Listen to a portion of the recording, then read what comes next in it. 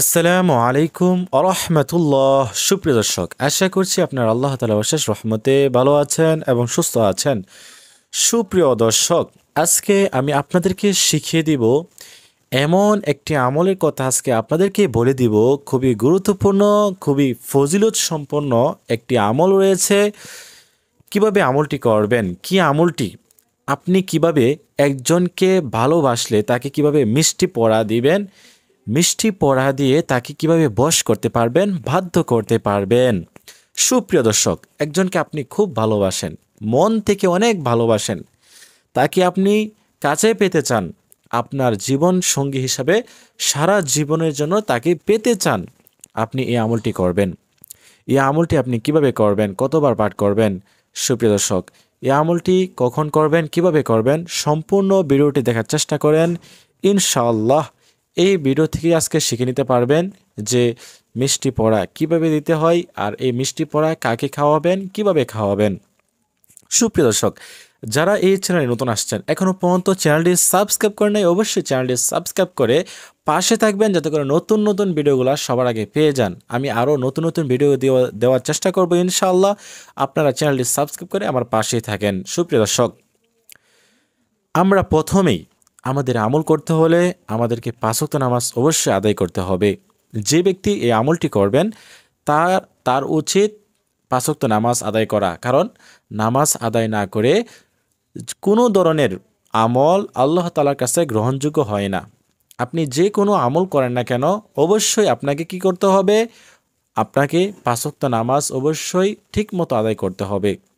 নামাজ আদায় করার পরে তারপরে আপনারা কি করবেন, প্রথমেই 3 বার ইস্তিগফার পাঠ করবেন হাতের মধ্যে, আস্তাগফিরুল্লাহ আস্তাগফিরুল্লাহ আস্তাগফিরুল্লাহ, এভাবে 3 বার ইস্তিগফার পাঠ করবেন। পাঠ করা শেষ হয়ে গেলে 3 বার দুরূদ শরীফ পাঠ করবেন, যেই দুরূদ শরীফ আমরা নামাজের মধ্যে পড়ে থাকি, যেরকম আল্লাহুম্মা সাল্লি আলা মুহাম্মাদ ওয়া আলা আলি মুহাম্মাদ কামা সাল্লাইতা আলা ইব্রাহিম ওয়া আলা আলি ইব্রাহিম ইন্নাকা হামিদুম মাজিদ।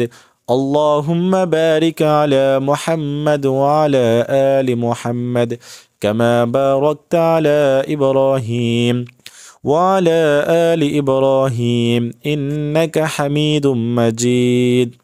এই দুরূদ শরীফ পাঠ করবেন। পাঠ করা শেষ হয়ে গেলে আপনি পড়বেন আউযুবিল্লাহ বিসমিল্লাহর সহিত 3 বার সূরাতুল ইখলাস, 3 বার সূরাতুল ইখলাস পাঠ করবেন। বিসমিল্লাহির রহমানির রহিম, কুল হুয়াল্লাহু আহাদ আল্লাহুস সামাদ লাম ইয়ালিদ ওয়া লাম ইউলাদ ওয়া লাম ইয়াকুল লাহু কুফুয়ান আহাদ। বিসমিল্লাহির রহমানির রহিম, কুল হুয়াল্লাহু আহাদ আল্লাহুস সামাদ লাম ইয়ালিদ ওয়া লাম ইউলাদ ওয়া লাম ইয়াকুল লাহু কুফুয়ান আহাদ। বিসমিল্লাহির রহমানির রহিম, কুল হুয়াল্লাহু আহাদ আল্লাহুস সামাদ লাম ইয়ালিদ ওয়া লাম ইউলাদ ওয়া লাম ইয়াকুল লাহু কুফুয়ান আহাদ। এরকম ভাবে আপনি 3 বার সূরাতুল ইখলাস পাঠ করবেন। পাঠ করা শেষ হয়ে গেলে আপনি কি করবেন, ওই যে আপনি প্রথমে 3 বার দুরূদ শরীফ পাঠ করছিলেন, ওই 3 বার দুরূদ শরীফ আবার পাঠ করবেন। 3 বার দুরূদ শরীফ পাঠ করে শেষে এবং শুরুতে 3 বার দুরূদ শরীফ পাঠ করা শেষ হয়ে গেলে, আপনি এই আমলটি করা শেষ হয়ে গেলে সহজভাবে আপনাদেরকে আমি বলে দেওয়ার চেষ্টা করছি, সূরাতুল ইখলাস খুবই সহি শুদ্ধভাবে শিখে নেবেন। শিখে নেওয়ার পরে এই আমলটি করবেন। আপনারা অবশ্যই আপনাদেরকে প্রথমেই সূরাতুল ইখলাস সহি শুদ্ধভাবে শিখে নিতে হবে, তারপর আমলটি করতে হবে। আমলটি করা শেষ হয়ে গেলে আপনি কি করবেন, এই যে মিষ্টি নিয়েছিলেন হাতের মধ্যে, আপনি কি করবেন, মিষ্টি জাতীয় যে কোনো জিনিস, যে জিনিসটি মিষ্টি লাগে, মিষ্টি জাতীয় যে কোনো জিনিসের মধ্যে আপনি কি করবেন, ফু দিবেন, 3 বার ফু দিবেন।